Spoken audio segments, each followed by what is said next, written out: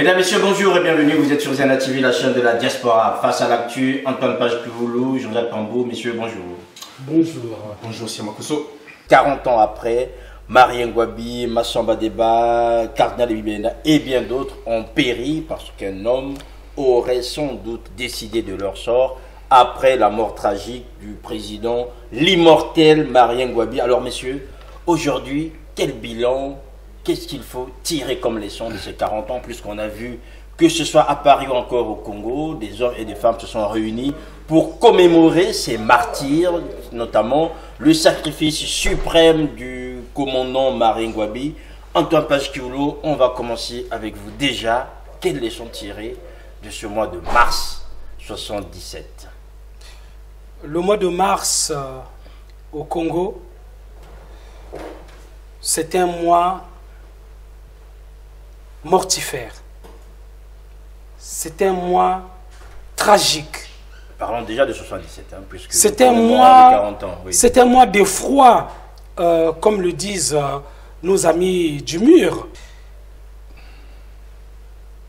Quel bilan! Mars 77. Quelles leçons, surtout, déjà? Quelles leçons, oui, plutôt, parce qu'il faut parler de mémoire. Oui. Quelle leçon mémorielle? C'est de dire que nous devons nous battre pour la justice, pour la vérité et la justice. La vérité, parce que l'hécatombe de mars 1977 a impacté le cours de l'histoire du Congo. Ce qui s'est passé en mars 1977 continue à nous poursuivre. C'est un cauchemar qui ensanglante nos vies. Ce qui se fait aujourd'hui, les vies qui sont décimées, la paupérisation de nos populations, même ma chère sœur, ma chère nièce qui meurt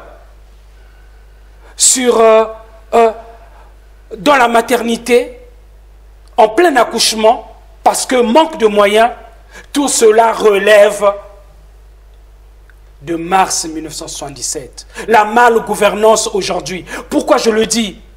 Parce que mars 1977, c'est l'irruption au haut sommet de l'État, au Congo, d'un complotiste notoire qui a fait que la suite de notre vie ne soit que soupçon, ne soit que traquenard, ne soit qu'exécution, assassinat, torture, ne soit que 1001 moyens de conserver le pouvoir ou de revenir au pouvoir lorsqu'on l'a perdu. C'est un mois d'épreuves éprouvantes, si l'on peut me permettre la litote.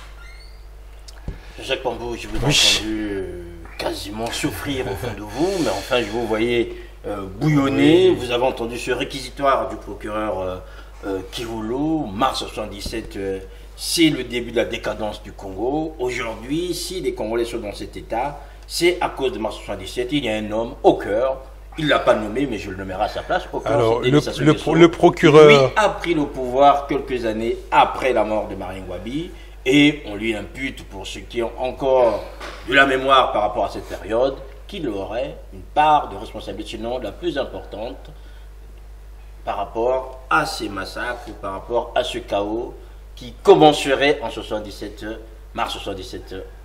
Le procureur Kivoulou, je crois, devrait repartir à l'école de la magistrature, parce que les faits qui relatent, évidemment, sont des faits historiques. Il n'y a que des historiens aujourd'hui qui peuvent parler de l'histoire. Donc, ces faits sont historiques. Parlons histoire.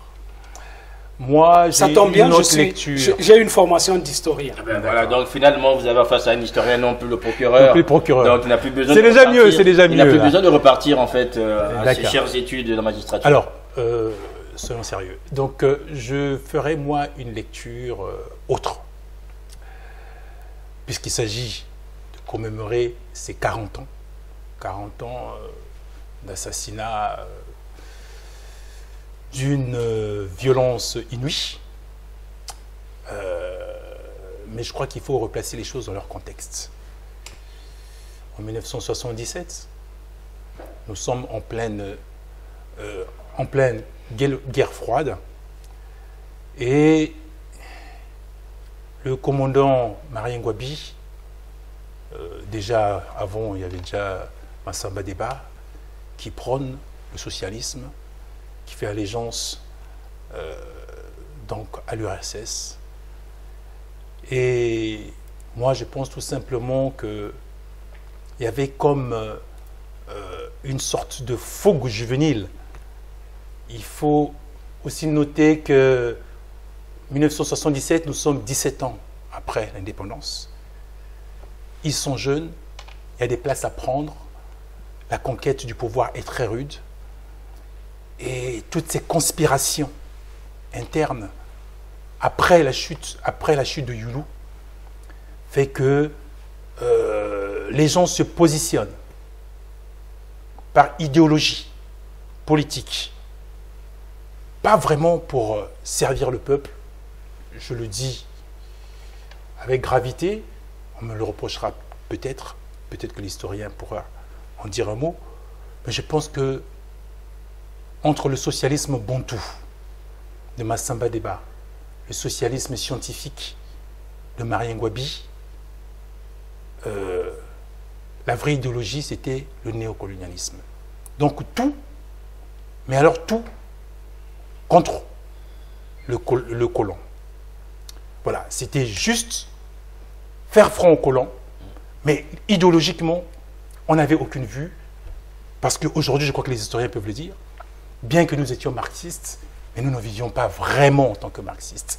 Et un seul homme l'a compris après, Denis Sassou Nguesso, qui n'a pas joué ce jeu, qui a introduit dans notre histoire la part du partenariat, la part des échanges gagnant-gagnant. C'est pour ça que moi, je ferai une lecture en 2 temps. Avant Sassou, instabilité. Après Sassou, stabilité. Donc, développement pour une modernisation économique.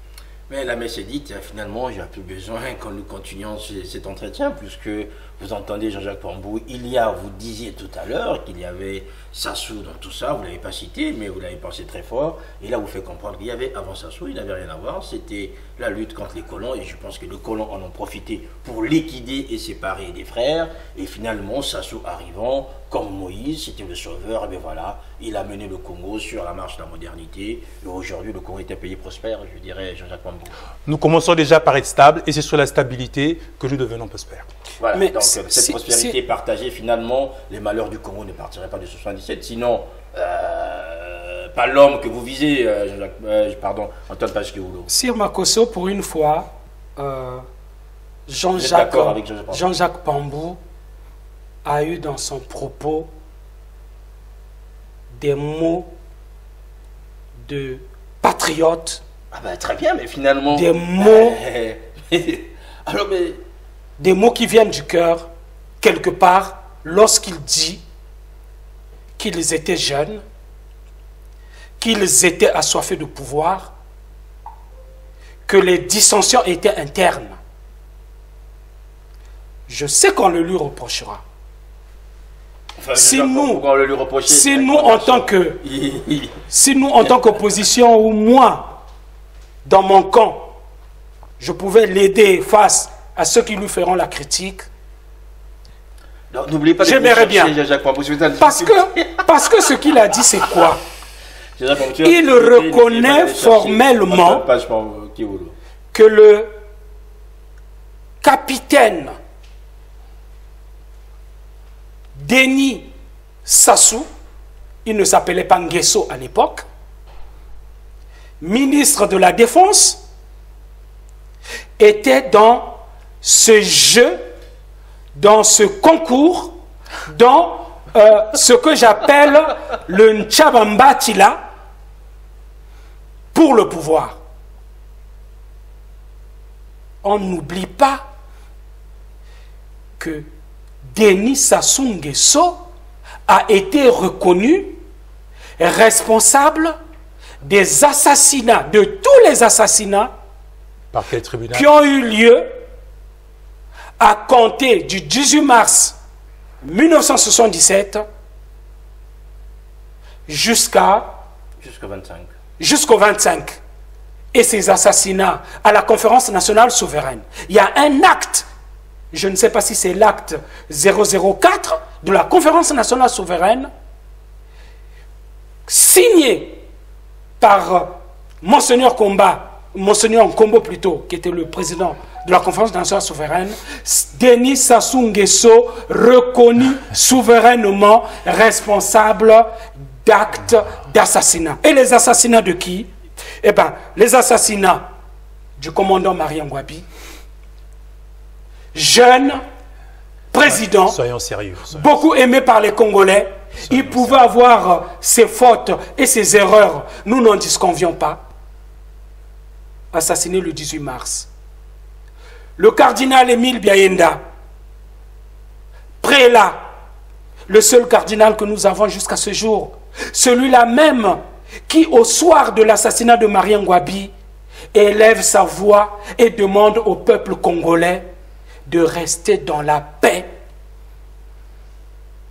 de rester dans l'unité, de ne pas prêter le flanc aux provocations. C'est ce que vous ne respectez pas. De pouvoir préserver ce Congo. C'est ce que vous ne respectez pas. Le cardinal a été assassiné. Le président Marien Ngouabi et le président plutôt Massamba Deba, dans un simulacre de procès par une cour martiale à la va-vite, a été, on ne sait même pas s'il a été exécuté, puisque les conditions de son assassinat ne sont pas connues jusqu'à ce jour. Et sa dépouille n'est pas connue, la tombe où il a été enterré n'est pas connue. Et vous avez d'autres personnes comme Samba Djankoumbi, un syndicaliste, et d'autres civils, d'autres intellectuels qui sont passés par qui sont passés au fer, qui ont été assassinés. Monsieur Kiwulu. On comprend très bien l'émotion de Jacques Pambou. Monsieur Kiwulu, je vois que... Et cet homme-là, qui était au cœur du complot, parce qu'il était le pivot du comité militaire du parti en 1977, Monsieur Kiwulu, il est toujours au pouvoir, et c'est lui, bis repetita, qui continue son petit jeu macabre jusqu'à ce jour. Alors, je croyais que M. Kiwulu allait porter sa veste d'historien pour nous faire un état historique responsable de la situation de l'époque. Oui, le néocolonialisme, vous avez raison. Je vois que la politique politicienne l'a vite rattrapé. Mais non, il a été le valet du néocolonialisme. Ce que nous devons dire, à tous ceux qui nous suivent, qui le savent très bien, quand le président de la République dit « j'assume », c'est un acte de responsabilité. Il faut noter que le président Denis Sassou Nguesso était en mesure, à ce moment-là, de faire barrage à cette conférence nationale. S'il le voulait, si vraiment il voulait s'accrocher au pouvoir, si vraiment il était dans cet esprit d'animosité, cet esprit, comme vous le décrivez, M. Kiwulu. Mais il a pris de la hauteur. Il a vu que l'heure était venue de se retirer. Il a assumé. Mais c'est faire preuve d'une grande responsabilité que d'assumer toutes les erreurs de la gestion publique de l'époque. Ça ne fait pas de lui le coupable. Voilà. Donc, il faut bien noter que la conférence nationale était une chance pour notre démocratie, mais malheureusement, il y en a beaucoup qui n'ont pas compris ce qu'était la démocratie. Et le premier président, il faut aussi le noter, après la conférence nationale, Pascal Lissouba, était le premier ministre de Massamba Deba. Alors, lui-même n'a pas pu tirer les leçons de ce qui s'était passé avant. Aujourd'hui, le peuple congolais a la chance d'avoir encore un homme qui connaît le peuple congolais, qui connaît le Congolais, sa mentalité, et qui est prêt à donner encore de sa personne pour que nous allions de l'avant et que nous arrêtions une bonne fois pour toutes de regarder le rétroviseur. Non, on a besoin, Sir Makosso, le passé nous renseigne et nous enseigne. Nous renseigne sur les hommes et nous invite au choix par rapport à ces enseignements. Si M. Denis Sassou Nguesso a été au centre de ce qui s'est passé en mars 1977, et ce n'est pas seulement mars 1977, 4 ans auparavant, nous avons mars 1973, avec l'exécution du lieutenant Oluka. Le maquis de Jawara, des divergences idéologiques au sein, comme il a dit lui-même, au sein des politiques. Les divergences idéologiques conduisent Jawara et ses compagnons à trouver asile au Zaïre et à payer de leur vie les tractations diplomatiques, le donnant-donnant, le gagnant-gagnant entre Mobutu et le pouvoir de Brazzaville. Les Jawara ont été livrés au pouvoir de Brazzaville, exécutés, et Mobutu a reçu du pouvoir de Brazzaville les exilés qui avaient trouvé refuge à Brazzaville.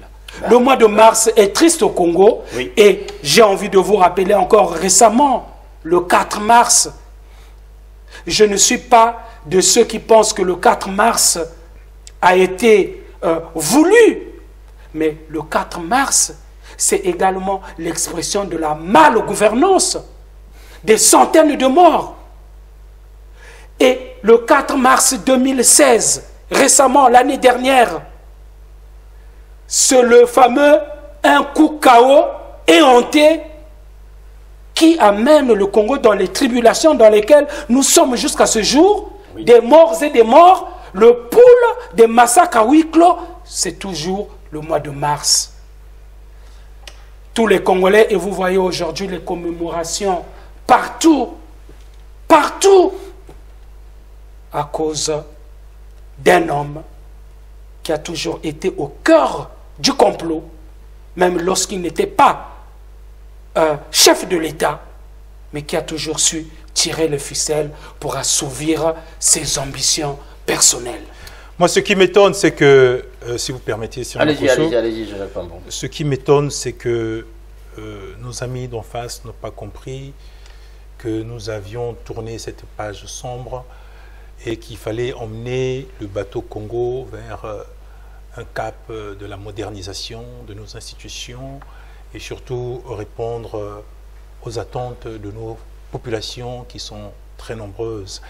Alors, c'est malheureux d'entendre encore mon très cher contradicteur Kiwulu parler d'une personne qui serait au centre. On croirait voir un polar. On n'est pas au cinéma. Malheureusement, c'est un polar noir. Voilà. L'histoire de notre pays. Mais vraiment, on a l'impression que l'opposition ne travaille pas. Alors, est-ce que c'est le fait qu'ils aient du mal à s'entendre entre eux pour qu'ils ne travaillent pas, ils ne trouvent pas des solutions aux problèmes des Congolais, ils n'ont aucun projet à proposer, il n'y a pas de contre-projet, ils ne participent pas aux concertations. Mais c'est extraordinaire. Donc, leur seul projet, ce serait le tout sauf Sassou. Alors, imaginez qu'aujourd'hui, que le président de la République, qui n'est pas immortel, ne soit pas là. qu'est-ce qu'ils auraient à proposer au peuple congolais? Rien. Je peux vous Puisque dire- c'est toujours Sassou, Sassou et Ressassou. Mais oui. Mais voyons, Mais soyons sérieux. parce que Soyons nous sérieux. voulons, Il nous s'agit voulons là- que la tyrannie Il finisse. s'agit là des pages noires de notre histoire. Oui. Nous attendons quand même, M. Kioulou, que, Qui vous se preniez, perpétue. que vous preniez de la hauteur. J'ai dit tout à l'heure, et cela est indéniable, qu'il y avait un avant Sassou et un après Sassou. L'immortel Marien Ngouabi n'est pas immortel pour rien. Le Massamba Deba, en tant que président, ancien président de la République, il restera toujours dans les annales de l'histoire. Quel annal, je et lui- Attendez, alors, mais, et lui- attendez, et lui- mais et lui ne je serait tiens pas à vous immortel. dire, C'est de l'ironie, je tiens à vous dire que qu'il y a un personnage qui restera dans les livres de l'histoire du Congo qui s'appelle Denis Sassou Nguesso.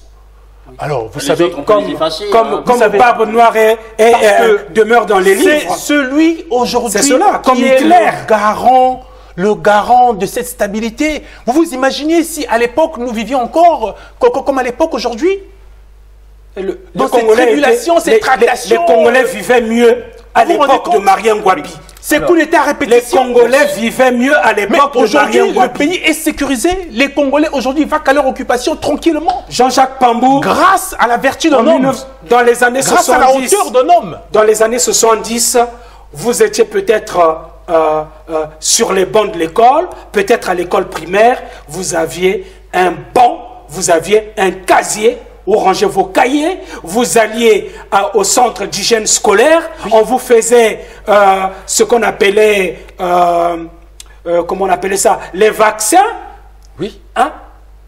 Nous vivions bien par rapport à aujourd'hui. Alors, C'est mais- la désolation aujourd'hui. Vous mais- viviez monsieur- bien sur les bases de ce qu'avait laissé le colon. Je répète encore qu'en 1977, nous ne sommes qu'à 17 ans. 17 ans de Oui. l'indépendance. Massamba Deba a construit La l'usine chute. Kinsundi. Depuis- Nous avons depuis la une chute- usine de depuis la production chute de Youlou. de disques. de Depuis la fabrication de chute disques. de Youlou, du président Youlou, Oui. il n'y a eu que des mouvements de rébellion armée, il n'y a eu que des tractations politico-militaires, il n'y a eu que cela. Il n'y a eu que l'instabilité dans notre pays. Alors, aujourd'hui, le président Denis Sassou Nguesso nous offre cette possibilité de vivre en paix et en sécurité. Vous savez, il y a un adage qui dit, si vous ne savez pas où vous allez, regardez où vous venez. Oui. Mais vous vous rendez compte d'où on vient? D'une telle instabilité? Alors, je ne vous demande pas de dire merci au président de la République. Oh, Mais surtout pas ça. réjouissez-vous quand même. Surtout pas ça. Réjouissez-vous C'est comme quand si même vous me que nous me avons crachez à la aujourd'hui- figure. Nous avons aujourd'hui les bases Alors, si pour vous- que si vous demain le permettez. Congo Oui. aille de l'avant, pour que demain les investisseurs aient froid en notre pays qui viennent investir chez nous. Parlons- C'est ce que nous parlons- attendons. parlons- Nous alors, voulons messieurs, parler économie des c'est votre dorénavant. malgouvernance qui les fait Nous froid. voulons tourner une page Oui. de toute cette histoire macabre et regarder Avant vers de tourner l'avenir. la page, restons d'abord sur cette page, Jean-Jacques Pambou, puisque 40 ans jusque-là, vous m'avez pas dit quelles leçons en tirer pour le Congo de demain, mais il y a pour moi une préoccupation, c'est un homme, Massamba Deba. Massamba Deba est quasiment oublié. On parle très bien de Youlou, on sait ce qu'il est advenu. Massamba Deba, aujourd'hui, on ne sait pas grand-chose. Personne ne revendique au Congo sa mémoire. Jean-Jacques Pambou, est-ce qu'il faut l'oublier ou sinon comment l'intégrer dans cette histoire, en fait, poursuivi par Denis Sassou Nguesso? Vous avez parlé, s'il y a un homme qu'on connaît, Denis Sassou Nguesso, mais enfin, avant lui, il y a eu bien d'autres qui ont fait des choses. Aujourd'hui, Massamba Deba n'a pas de sculpture et en même temps, il est quasiment revendiqué par personne. Écoutez, vous laisserez peut-être le soin à ses contemporains de parler de Massamba Deba. Moi, je vous parle de Denis Sassou Nguesso parce que je suis son contemporain. Donc je vis sous l'ère Denis Sassou Nguesso et je vois d'où on vient et comment... Donc Massamba Deba, son sort pour l'histoire ne vous Non, concerne mais, pas. mais j'ai fait allusion tout à l'heure Oui. au professeur Pascal Issouba. Alors je pense quand même qu'il a dirigé en tant que Premier ministre la politique de Massamba Deba. Un bon Premier Alors, ministre. je n'ose pas penser que Massamba Deba avait cette manière de gérer quand nous connaissons les 5 ans de chaos qu'a connu le Congo sous sous l'ère Lissouba. Voilà. Donc, mais vous n'êtes pas sans ignorer que c'est le Premier ministre quand même qui exécute l'action gouvernementale. Voilà. Donc, Premier ministre, l'action gouvernementale de Massamba Deba, je n'ai pas assez de recul pour en parler, mais j'ai sous les yeux le massacre économico-social du régime Lissouba.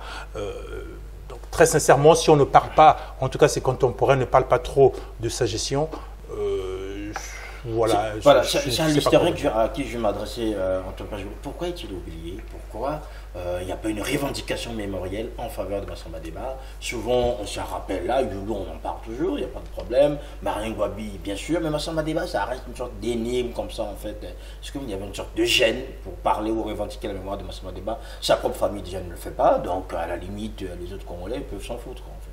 Si vous me permettez cette familiarité. Bien. De sa propre famille, je ne dirai aucun mot. Je ne les connais pas. Je me positionne en tant que Congolais, en tant que patriote. Si vous demandez à un citoyen lambda du Congo qu'il évoque la gestion des chefs d'État congolais, il revient souvent ceci. Massamba Deba a été le premier et l'unique président pour qui un sou appartenant au trésor public congolais était un sou. Et qu'il fallait respecter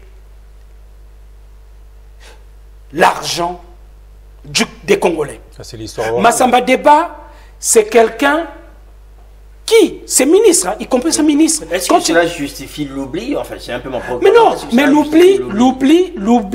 l'oubli vient du fait de la falsification de l'histoire. Aujourd'hui même, j'ai discuté avec une jeune Congolaise qui est à Brazzaville, qui a une 20aine d'années et qui ne connaissait pas les noms de Diawara, qui ne savait rien de Massamba Deba. Qu'est-ce qui s'est passé?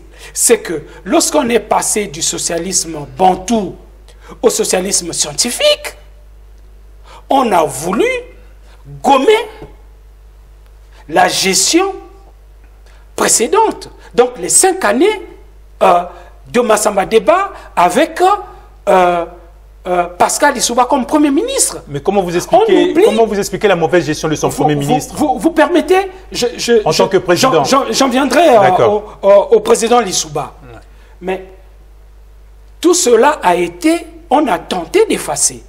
Parce que l'histoire se transmet comment? L'histoire se transmet par l'enseignement. Si vous ne l'enseignez pas, comment voulez-vous que la majeure partie de la population puisse se l'approprier? Ça va devenir des on-dit.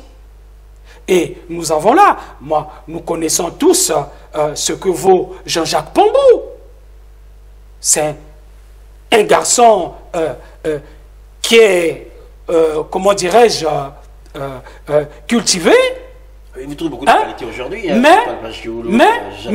Ah ben oui, mais parce qu'aujourd'hui, il m'a fait plaisir en reconnaissant la guéguerre intestine des années 70. C'est une classe politique. Voilà. C'est une classe politique oui. de l'époque. Donc, M. Sassou Nguesso, qui était le maître d'orchestre. Ah oui, non. Mais le débat, il faut le faire aussi avec objectivité. Je reviendrai même sur quelque chose par rapport à ce qu'il a dit tout à l'heure et qui sera à son corps défendant. Le Premier ministre qui est devenu président. Par rapport à Sassou Nguesso, c'est la falsification de l'histoire. Massamba Deba, Kintsundi, qui n'a pas entendu parler de l'usine de Kintsundi? Les premiers Jeux africains, l'OFNACOM, vous savez, l'étatisation de l'économie, faire que l'État soit l'actionnaire majoritaire dans les entreprises qui ont des entreprises qui comptent. C'est le gouvernement de Massamba Deba. Voyez-vous? Faites la passerelle avec son Premier ministre qui nous a fait preuve de mauvaise gestion. En l'assassinant en 1977, on ne pouvait pas continuer à célébrer sa mémoire. Surtout que, et là je viens du côté de Jean-Jacques pour dire, et cela m'énerve, il fallait un nouveau procès Marien Ngouabi après la conférence nationale souveraine. Parce que Massamba Deba, les Samba Djankumbi, les Kikadidi et tous les autres martyrs, et quand je dis martyrs entre guillemets, parce que certaines personnes peuvent avoir aussi des choses à se reprocher, mais par rapport à l'assassinat de Marien Ngouabi, c'était des innocents, c'était des martyrs. Mais lorsque vous entrez, lorsque vous faites une transition démocratique, il fallait la vérité et la justice. Et la vérité et la justice ne pouvaient pas passer seulement par les déclarations à la conférence nationale souveraine. Il fallait refaire le procès Marien Ngouabi pour dédouaner juridiquement Massamba Deba, Kikadidi, Samba Djankumbi et tous les autres. Et quand Jean-Jacques Pambou parle de notre projet pour les Congolais, pour demain, eh bien, le camp que je représente, les camarades que je représente, les compatriotes que je représente, te disent à ceux de ton camp qu'il nous faut une refondation de ce pays.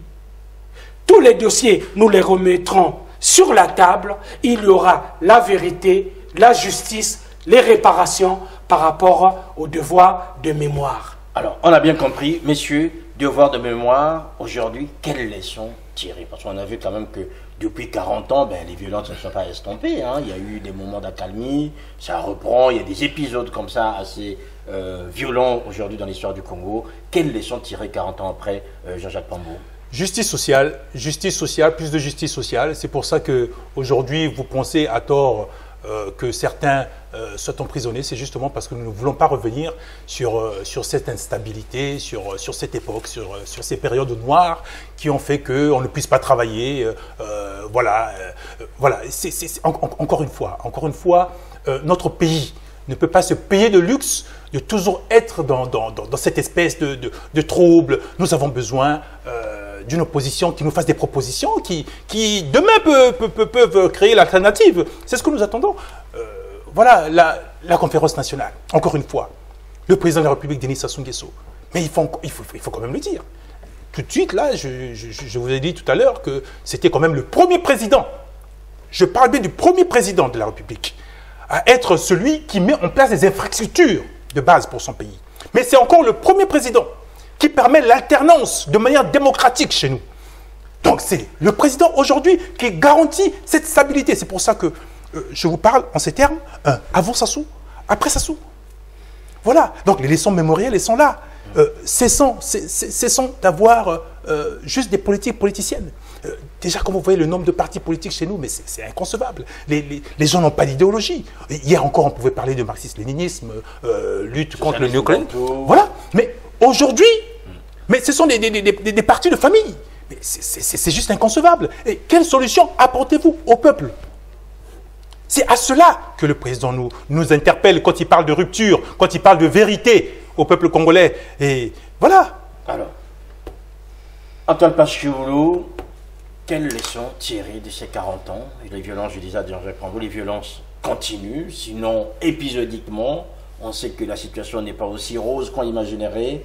Est-ce que les leçons ont été tirées ou bien il faut encore continuer à réfléchir et à penser le Congo comme un pansement, si vous permettez?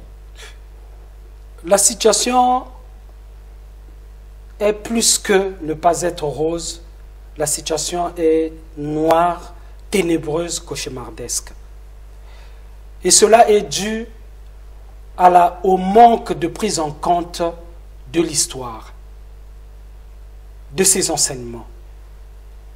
Il faut que les Congolaises et les Congolais se rapprochent de leurs aînés pour chercher à savoir qui est qui, quel est son parcours, d'où il vient. Ainsi, les plus âgés leur diront ce qui ne se dit pas à la télévision congolaise, que l'on appelle aujourd'hui téléfoufou, ce qui ne se dit pas à la radio, ce qui n'est pas dans les livres, ce qui n'est pas enseigné. Ces hommes âgés leur diront que le Congo fut un pays prometteur qui, à un moment donné dans son histoire, dans les années 1970, avait le taux d'alphabétisation le plus élevé d'Afrique noire. Nous étions à peu près à 100%.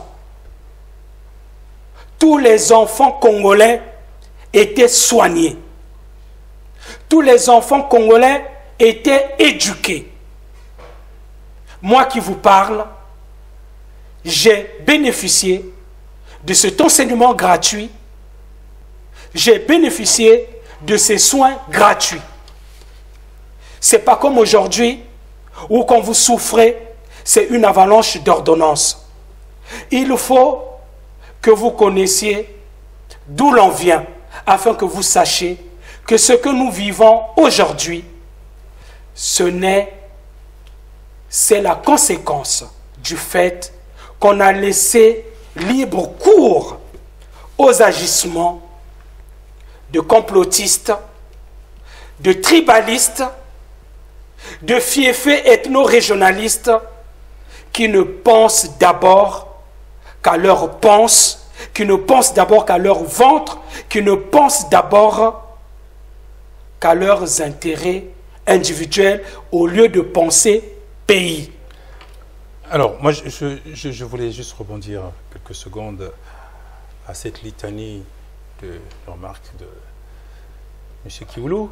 M. Kioulou, en tant qu'historien, parle de l'histoire sans parler du contexte de l'histoire. Vous nous avez parlé des moments roses de l'histoire, où tout était beau, où tout allait bien. Sauf que vous ne dites pas qu'à ce moment-là, il y avait l'explosion de la production pétrolière, les conditions internationales étaient... C'est maintenant, c'est avec Sassou. Je dois vous dire, je dois vous dire que aujourd'hui, malgré le contexte international difficile, malgré le prix du baril du pétrole, qui n'a jamais été aussi bas depuis plus de 10 ans, le président de la République et son gouvernement font un travail, mais alors un travail d'un courage exceptionnel, parce qu'il faut faire des choix à ce moment-là. Récemment, d'aucuns disaient que la municipalisation accélérée ne se tiendrait pas parce que les fonds ne les permettraient pas. Eh bien voilà, ce sont des choix, des priorités budgétaires, un courage politique et économique qui fait que certains choix sont pris. Vous avez parlé tout à l'heure des bourses, des salaires. Ces bourses et ces salaires sont maintenus au plus haut niveau jusqu'à ce jour, malgré les difficultés. Le président de la République s'arrange toujours avec son gouvernement. Les étudiants en Russie et ailleurs font des grèves. En Russie et ailleurs font des grèves pour quelques mois de salaire, de bourse. Et encore, moi qui vous parle, j'ai été un leader étudiant qui conduisait des boycotts de cours à l'université Marien Ngouabi sous l'ère Sassou Nguesso. Ça ne date pas d'aujourd'hui. Avec Sassou Nguesso, c'est toujours le vivre durement aujourd'hui pour vivre mieux demain. Et ce demain-là, c'est au calendrier grec. Pitié, Jean-Jacques, pitié. Vous devez votre bourse à Denis Sassou Nguesso. Monsieur Kioulou. La bourse n'est pas un droit. La bourse n'est pas un droit. Dans certains pays, il n'y a pas de bourse. C'est par rapport à la méritocratie. On a bien compris. Aujourd'hui, les bourses sont quand même données à ces étudiants. Les salaires sont payés pour les gens qui ne travaillent pas. Il faut aussi le dire. Ah, vous payez des salaires aux gens qui ne travaillent pas. La fonction publique n'est plus la fonction publique d'excellence comme à l'époque. Voilà. On dit les choses comme ça. Ça se fera un sujet. Et malgré cela, il y a des salaires qui sont maintenus. Il y a des bourses qui sont données à des étudiants qui redoublent, qui ne se rendent pas compte que ce n'est pas un droit que d'avoir une bourse. La malgouvernance. Mais alors, on attend. C'est toujours votre malgouvernance. On attend de tous ces boursiers qu'ils aient au moins un retour d'ascenseur vers leur État. Mais pas comme vous, M. Kiwulu, qui aujourd'hui marchez sur cette autorité qui vous a donné cette bourse, qui vous a permis aujourd'hui d'être ce que vous êtes. N'insultez pas les étudiants d'aujourd'hui qui poursuivent leurs études dans des conditions difficiles. Monsieur, merci. Non, Sir Makosso, Attends, il ne va pas avoir le dernier mot. Non, je voudrais quand même... Mais c'est vous qui avez ouvert, c'est vous qui avez ouvert. Mais oui, absolument. C'est vous qui avez ouvert. D'accord, je voudrais juste relever. Je voudrais juste relever. Non, je voudrais juste... Je voudrais juste relever. Juste en une minute, s'il vous plaît. Jean-Jacques Pambou a fustigé les partis... qu'il vous réponde alors. Oui, bien sûr, il pourra répondre. Vous avez fustigé les partis qui n'ont pas d'idéologie. Je voudrais vous rappeler que hier, avec le père Kolela, président d'un parti aligné à droite, un parti libéral, le MCDDI, et aujourd'hui, avec M. Landry Kolela, dans le parti et au gouvernement, vous avez signé des pactes d'union nationale. Ce n'était pas l'Union nationale, des pactes de gouvernement ensemble. C'est pour dire quoi? C'est pour dire que ne lancez pas la pierre aux autres, ne voyez pas la paille chez les autres, il y a la poutre chez vous, parce que le PCT est aligné où? Puisque le PCT, c'est embrasse tout le monde et on ne sait plus aujourd'hui ce qu'est le PCT. Mais c'est l'unité nationale. Justement, je me permets de répondre. Oui, répondez rapidement. Voilà, donc je n'ai pas trop compris où ils voulaient en venir, M. Kiwulu. Mais quand j'ai parlé de manque d'idéologie, ben, c'est de notoriété publique. Ça. Tous ces partis politiques pour 4 millions d'habitants, est-ce que nous en avons besoin? Non, surtout pas. On dissoudra tous les partis politiques, y compris le PCT. Il ne s'agit pas. Demain, on dissoudra tout. Le PCT est le seul parti aujourd'hui qui est pleinement national et qui est représenté dans tous les départements du Congo. Et là, c'est un parti de mafieux. Ce que vous ne trouverez pas. Un parti de voleurs. Comme dans les autres. Voilà. Mais juste un mot pour revenir sur ce qu'on disait sur les bourses. Il ne s'agit pas de pointer le doigt sur les boursiers. Il s'agit juste de leur rappeler que la bourse n'est pas un droit, mais un devoir également envers son État. Voilà. Donc nous attendons de ces boursiers qu'ils fassent honneur à leur République. Payez-les alors. Voilà. Payez-les. Nous payons quand on peut les payer. Voilà. Voilà, monsieur. Merci. Merci à Nokoko Mungakoso. Merci à Antoine Page-Kiwulu et à Jean-Jacques Pambou. Merci à vous aussi qui étiez assez nombreux à nous suivre. Portez-vous bien et à la prochaine fois. Au revoir. Au revoir.